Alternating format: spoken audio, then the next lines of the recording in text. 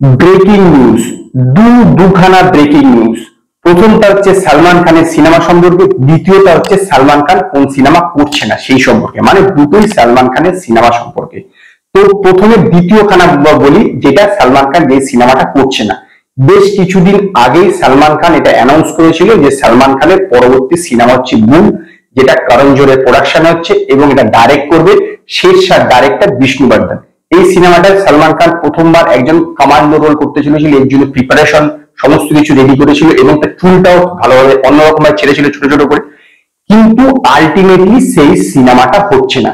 তার কারণ হচ্ছে সালমান খানের সঙ্গে করণ জোহরের বেশ কিছুদিন ফিনান্সিয়াল প্রবলেম চলছিল। মানে সালমান খান এখন সিনেমার থেকে প্রফিট শেয়ার নেয়, তো সেই প্রফিটের শেয়ারের যে পার্সেন্টেজ হবে তা নিয়ে অনেকদিন ধরে প্রবলেম চলছিল এবং আলটিমেটলি এটা জানা গেল যে বুল সিনেমাটা হচ্ছে না, হলেও পরে হবে। তার কারণ বুল সিনেমাটা রিলিজ করবার কথা ছিল 2025 সালের ঈদে।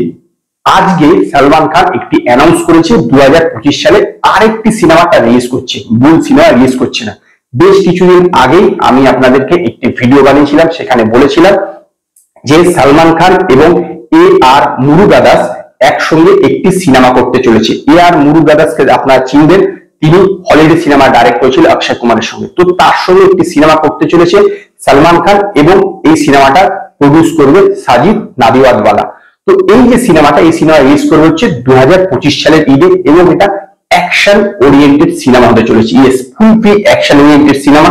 তো ভেবে দেখুন যে এখন থেকে বলতে গেলে প্রায় 12 থেকে 13 মাস বাকি আছে ঈদ আসছে। তো তার মধ্যে এই সিনেমা শুটিং হবে, তারপর পোস্ট প্রোডাকশনে কাজ হবে, তারপরে রিলিজ করবে। তো এইটার থেকে কিন্তু একটা জিনিস আপনারা ক্লিয়ার বুঝতে পারছেন যে এই সিনেমাতে কিন্তু সেরকম লেভেলের ভিএফএক্স অ্যাকশন ওরিয়েন্টেড, যেটা অ্যাকশন ওরিয়েন্টেড যে ভিএফএক্স হয় সেটা কিন্তু থাকবে না। মানে ভিএফএক্স এর মধ্যে যে অ্যাকশন হয় না, যে অ্যাকশন এর প্রচুর ভিএফএক্স ইউজ করা হয়, সেটা কিন্তু থাকবে না।